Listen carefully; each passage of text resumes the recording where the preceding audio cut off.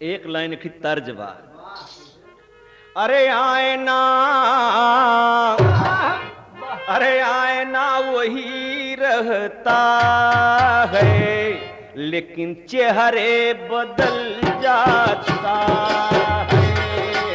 आईना वही रहता है, लेकिन चेहरे बदल जाते हैं।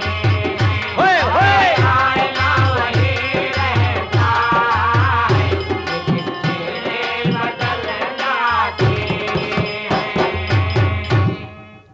बाबू साहब, यही बोल में कहना है कि आदमी सभी होते हैं, लेकिन राक्षस भी बन जाते हैं।